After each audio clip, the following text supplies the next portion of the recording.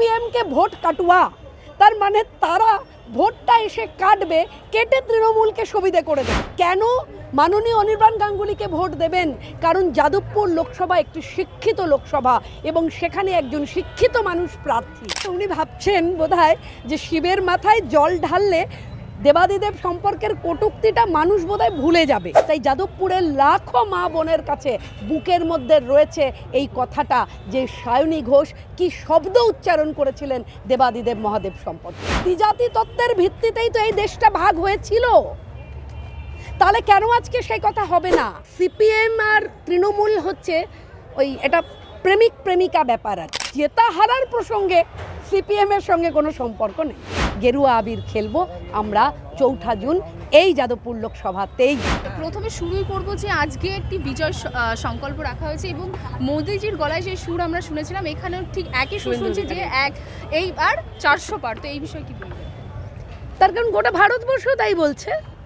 গোটা ভারতবর্ষ জ্বরে ভুগছে, মোদি জ্বরে আক্রান্ত। গোটা ভারতবর্ষ চাইছে যে নরেন্দ্র মোদি, বিজেপি ৩৭০ এবং এনডিএ মিলে ৪০০ হতেই হবে। কারণ একজন মানুষ তিনি বদ্ধপরিকর এই ভারতবর্ষকে বিশ্বগুরুর স্থানে বসাবেন।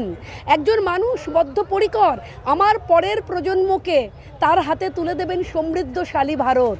একজন মানুষ বদ্ধপরিকর যে তিনি পরের প্রজন্মের হাতে বিকশিত ভারত তুলে দেবেন। তাই গোটা ভারতবর্ষও আবারও ৩বারের মতন একেবারে সোচ্চারে বলছেন যে ইসবার ৪০০ পার। একই কথা আমার রাজ্যের বিরোধী দলনেতা, পশ্চিমবঙ্গের অভিভাবক, আমাদের চোখের মণি মাননীয় শুভেন্দু অধিকারীও একই কথা বলছেন।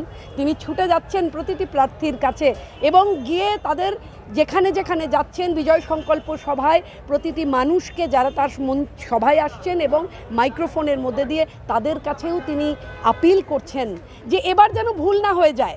খুব মজার একটা শব্দ আজকে বলেছেন যে সিপিএমকে ভোট কাটুয়া, তার মানে তারা ভোটটা এসে কাটবে, কেটে তৃণমূলকে সুবিধে করে দেবে। এই যে সুবিধে করে দেওয়ার রাজনীতি সিপিএমের, সেই রাজনীতির থেকে মানুষকে সচেতন করছেন বিরোধী দলনেতা, যেটা তার কাজ, যেটাতে তিনি অঙ্গীকারবদ্ধ। কারণ আমরা একটা জিনিস বুঝতে পারি না যে আমি কোনো রকম অসম্মান করছি না, কিন্তু তবু সাধারণ মানুষকে বলবো যে কাকে ভোট দিচ্ছেন এবং সেই ভোটের পরিণতি কি, সেটা তো ভোট দেবার সময় ভাবতে হবেই। কেন মাননীয় অনির্বাণ গাঙ্গুলিকে ভোট দেবেন? কারণ যাদবপুর লোকসভা একটি শিক্ষিত লোকসভা এবং সেখানে একজন শিক্ষিত মানুষ প্রার্থী। তাকে জেতাবার জন্যে আপনাদের আগ্রহী হতে হবে। তাকে জেতানোর উপরে দাঁড়িয়ে রয়েছে আপনার সন্তান, আপনার আগামী প্রজন্ম আগামী দিনে কিভাবে মাথা তুলে বাঁচবে সেটা ঠিক হয়ে যাবে এবার অনির্বাণ গাঙ্গুলিকে আমরা পদ্মফুলে বিভূষিত করে পার্লামেন্টে পাঠাতে পারছি কি না। সুতরাং এ তো বলবেই। সাধারণ মানুষের কাছে আমরা প্রশ্ন করছি। উল্টো দিকে দাঁড়িয়ে রয়েছেন যে প্রার্থী, যিনি দেবাদিদেব মহাদেব সম্পর্কে কটূক্তি করতে বাধেনি। আজকে আমরা শুনলাম বিরোধী দলনেতা বললেন যে এই সবে শিবরাত্রি গেছে, নীল আসছে, চড়ক আসছে। আমাদের কাছে, আমাদের হিন্দু মাদের কাছে, হিন্দু মেয়েদের কাছে দেবাদিদেব মহাদেব যে কোথায়, কোন অন্তরে বাস করেন, তিনি যে আমাদের কি, সে আমাদের প্রতিটি হিন্দু রমণী আমরা জানি। আমরা যারা হিন্দু মা আমরা জানি। তাই আমরা বলি যে নীলের ঘরে দিয়ে বাতি, জল খাউরে সন্তানবতী। তাই সেই দেবাদিদেব মহাদেব সম্পর্কে কটূক্তি করেছেন যিনি তৃণমূলের প্রার্থী, সেই দিনই অলিখিতভাবে তিনি হেরে গেছেন। এখন শুধু কাজ ভোটটা ঘরে তোলা, অর্থাৎ ফসল পেকে গেছে মাঠে, এখন কাজ হলো শুধু সেই পাকা ফসল গোলায় তোলা। সেই কাজটা আমাদের বুথ সভাপতিরা করবেন। আজকে ভীষণভাবে আজকের উপস্থিতি তা প্রমাণ করেছে এবং মাননীয় শুভেন্দু অধিকারী যেভাবে তাদেরকে উদ্দীপিত করলেন, যেভাবে উজ্জীবিত করলেন, তাতে আমরা আশা রাখছি ৪ঠা জুন আবির খেলা হবে যাদবপুর লোকসভায়। আচ্ছা, শিব প্রসঙ্গটা তুমি তুললে, সেই বিষয়ে আমি বলবো যে এবার তৃণমূলের প্রার্থী যাদবপুরে আছেন যিনি সায়নী ঘোষ, তিনি একসময় এই শিব ঠাকুরকে নিয়ে অনেক মন্তব্য করেছিলেন, যার জন্য তিনি অনেক শিরোনামেও ছিলেন এবং এখন সেই যাদবপুরের প্রার্থী হওয়ার পরে তাকে দেখা যাচ্ছে শিব মন্দিরে যে তিনি পুজো দিচ্ছেন। তো এই বিষয়টা কীভাবে দেখছেন? না, আসলে উনি ভাবছেন বোধহয় যে শিবের মাথায় জল ঢাললে দেবাদিদেব সম্পর্কের কটূক্তিটা মানুষ বোধহয় ভুলে যাবে। সেই কারণেই জল ঢালছেন। কিন্তু মানুষ ভোলে না, মানুষ ভোলে না। হিন্দু মায়েরা, হিন্দু বোনেরা সব সহ্য করতে পারে, ধর্মের উপর আঘাত কিছুতেই সহ্য করতে পারে না। আর যাদবপুর লোকসভা মূলত উদ্বাস্তু মানুষের, সংখ্যাধিক্য মানুষ এখানে উদ্বাস্তু, যারা কাঁটাতার পেরিয়ে এপার বাংলায় এসেছিলেন কি করতে? তাদের পুকুরে মাছ ছিল, গলায় ধান ছিল, তাদের ঘর ছিল, তারা এসেছিলেন শুধু জাতে হিন্দু ছিলেন বলে। তাই সেদিন তো মানুষ ভুলে যাবে না। তাই যাদবপুরের লাখো মা বোনের কাছে বুকের মধ্যে রয়েছে এই কথাটা যে সায়নী ঘোষ কি শব্দ উচ্চারণ করেছিলেন দেবাদিদেব মহাদেব সম্পর্কে। তাই আমার বিশ্বাস যে এবার লোকসভাতে মহাদেব স্বয়ং সাক্ষী থাকবেন যে তার ভক্তরা জবাব দেবে তৃণমূল প্রার্থী সায়নী ঘোষকে। আচ্ছা, কোথাও কি বিষয়টা সনাতন মানে প্রতিদ্বন্দ্বিতায় সনাতন চলে আসছে না? আসুক না, ধর্ম তো রয়েছে। ধর্ম তো আমাদেরকে, এই যে আমাদের নামের পরে আমার যে নামের যে ধরুন আমি সর্বরী মুখার্জি ভরদ্বাজ গোত্র, তো এই যে নাম এবং আমার যে নামের পর আমার যে টাইটেল, তো এটা তো বহন করে যে আমি কোন ধর্মের মানুষ, আমি কোন জাতের মানুষ। এবং দ্বিজাতি তত্ত্বের ভিত্তিতেই তো এই দেশটা ভাগ হয়েছিল। তাহলে কেন আজকে সেই কথা হবে না? কেন আমরা জানবো না যে দেশ ভাগের সময় পাকিস্তানে হিন্দু সংখ্যা ছিল 23%, আজ সেটা দাঁড়িয়েছে 2.7। কোথায় গেল সেই হিন্দু মা বোনেরা, আমার ভাইয়েরা? কোথায় গেল পাকিস্তানের সেই হিন্দু মানুষ? কোথায়? তাদের ধর্মান্তরিত হতে হয়েছে বাধ্য হয়ে, কিংবা তাদের কাঁটা তার পেরোতে হয়েছে। বাংলাদেশ 1905 সাল যখন কিনা রবীন্দ্রনাথ রাখি উৎসব করছেন, সেই সময় তিনি বলছেন বাংলাদেশে দুর্গাপুজো হতো আজকের বাংলার থেকে ডবল। আজ হিন্দু সংখ্যা 8% মতন। কোথায় গেল সেই হিন্দুরা? কেন তাদেরকে ধর্মান্তরিত হতে হয়েছে? কেন ধর্মান্তরিত হতে হচ্ছে আজকের দিনেও? আপনি চলে যান তো বারুইপুরের পেছনে, আপনি চলে যান তো ভাঙড়ে, আজকেও হিন্দুদেরকে এমন অবস্থা যে শাঁখ বাজাতে পারে না তারা কিছু কিছু অঞ্চল জুড়ে। আজকেও তো আমরা দেখছি, এই যে আমরা দেখলাম 4 ফিট রাস্তার উপর 6 তলা বাড়ি হুড়মুড়িয়ে ভেঙে পড়লো। কি নাম প্রমোটারের? তাই না?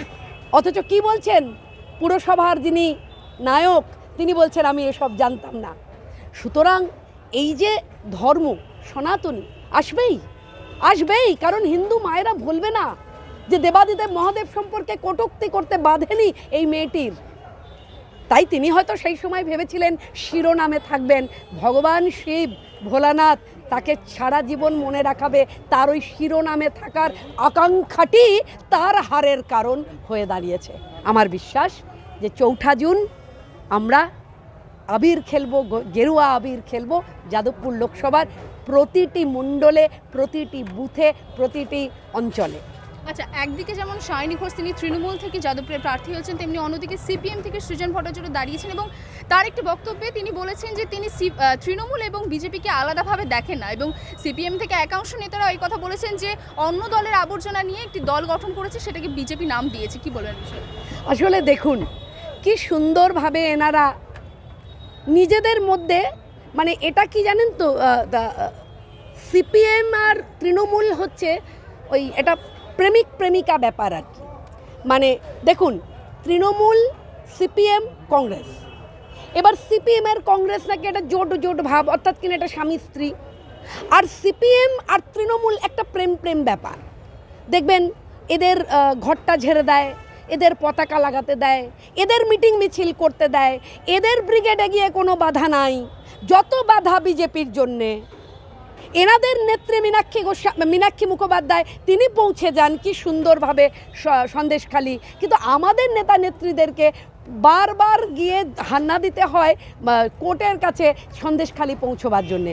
মানুষ এগুলো জানে, মানুষ এত বোকা নয়, মানুষ জানে।